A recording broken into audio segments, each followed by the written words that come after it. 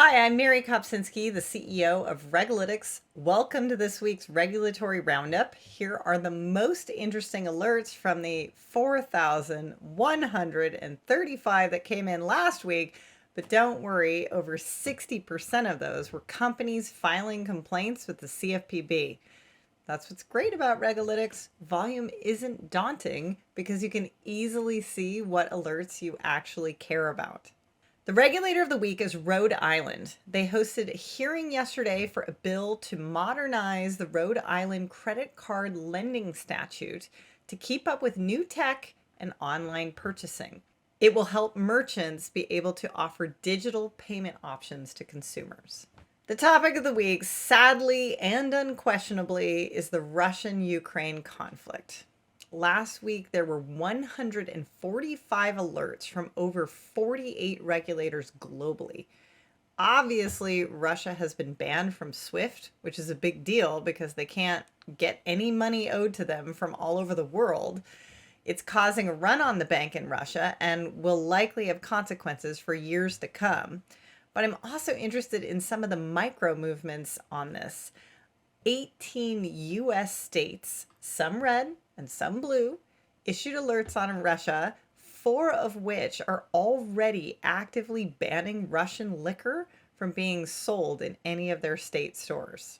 Also notable, for my viewers at least, the New York Department of Financial Services issued guidance to all of its regulated entities on how to fully comply with US sanctions on Russia, as well as local New York and federal laws, including all of their cybersecurity and virtual currency regulations. And this is actually a really handy guide for any company trying to figure out what to do in the current situation. I didn't want the SEC to be the regulator of the week for the third week in a row, but I have to admit they did do something interesting this week, which was to propose changes to short sales, or Reg Show. They want reports on a monthly basis from institutional investors, and it seems like the commissioners are in agreement this time that this is going to be providing better transparency to the market. Moving on to climate, I sort of stopped reporting on Paperwork Reduction Act posts because it's basically the regulator saying, hey, remember that old law? We're going to continue to do it. But I do find them interesting sometimes because they introduce me to regulations that may not have been previously on my radar. Anyway, this week there was a revision and renewal request from the Natural Resources Conservation Service, which doesn't strike me at all as a financial regulator, but it turns out this organization has a partnership program for climate smart commodities.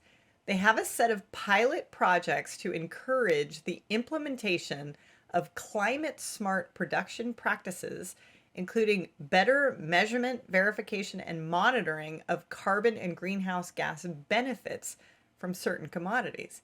So I thought that was pretty cool.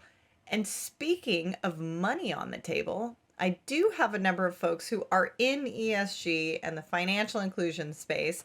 So I will also let you know that the California Department of Financial Protection and Innovation is now accepting applications for its Cal Money Smart grant program, which is awarding $2 million to nonprofits providing free financial empowerment programs for unbanked and underbanked consumers in California.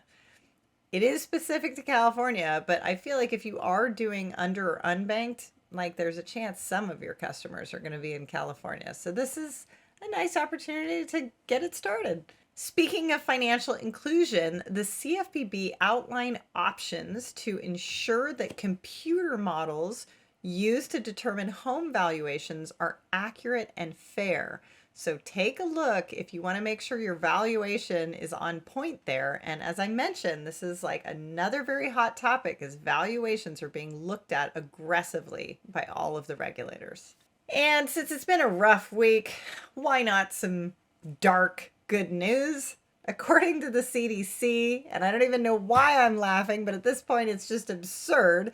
But after peaking in 2018, suicide rates actually declined in 2019 and 2020 by 3%. So maybe that's something. Otherwise, that's it this week for Regalytics. We have the most comprehensive, coherent, and customizable regulatory alerts tool in the world. Come and see how company after company is transforming their compliance with this kind of transparency. See you next Wednesday.